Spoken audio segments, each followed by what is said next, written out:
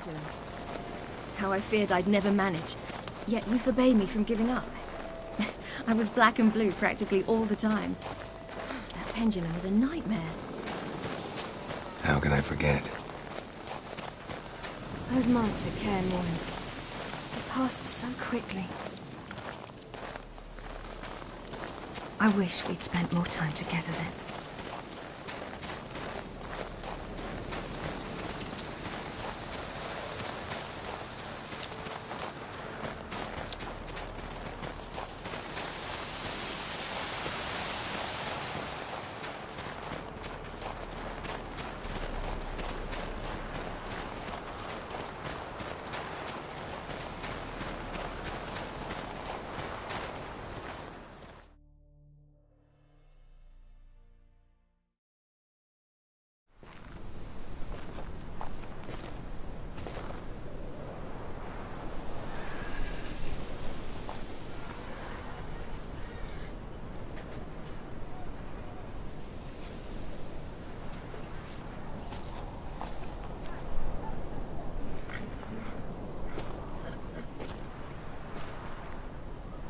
Almost managed to forget it was today.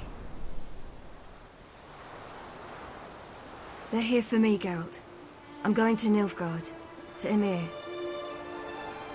I know you didn't expect this, but in Vizima, my father and I spoke for long. Argued, really, and parted. Then a messenger came with a letter. I didn't say anything at first because I wasn't sure, and then I realized I had to stop fleeing. I realized that if I wish to change anything, I cannot do so hunting monsters round forgotten villages. I must do so from there, from Nilfgaard. You could have told me, warned me. I wanted to, but I didn't know how. I've been happy here. I was afraid I'd ruin it. I wanted to make every minute count. So, back at the nest, I was about this. I didn't pry. Didn't want to force you to tell me. Thought we had time. A lot more time.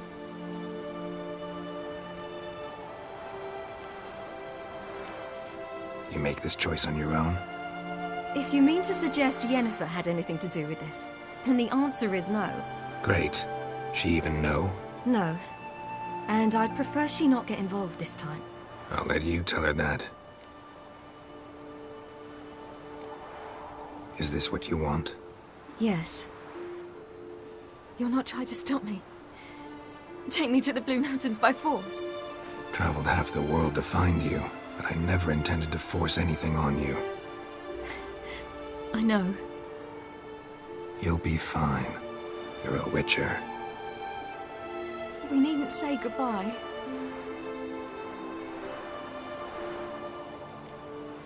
Yeah, we do. You could come with me. No, Ciri. That's not me. You know that. I know, but I thought... You've made your decision, and I made mine long ago. War's over. I'll have plenty of work chasing monsters round forgotten villages. When do you leave? Now. So this is...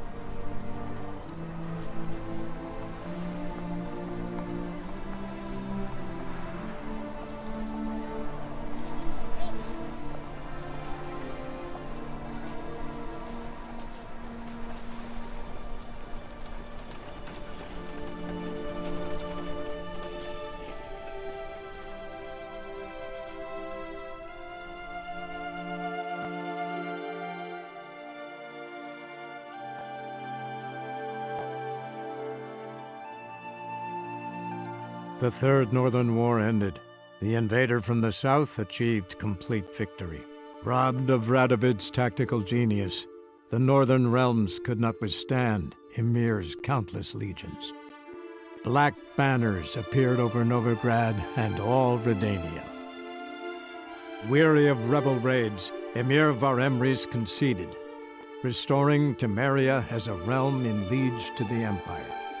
When the guerrillas laid down their arms, the Emperor shifted his forces to other fronts. Through Nilfgaard's victory, Temerians got their country back, and history once again proved a consummate trickster.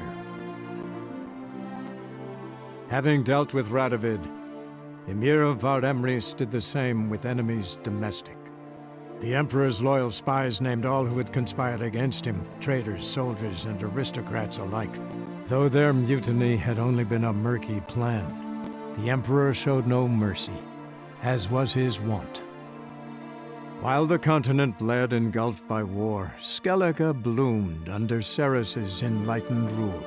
Unlike those who had come before her, the young queen did not raid foreign shores, looking instead to her people, tending to her land.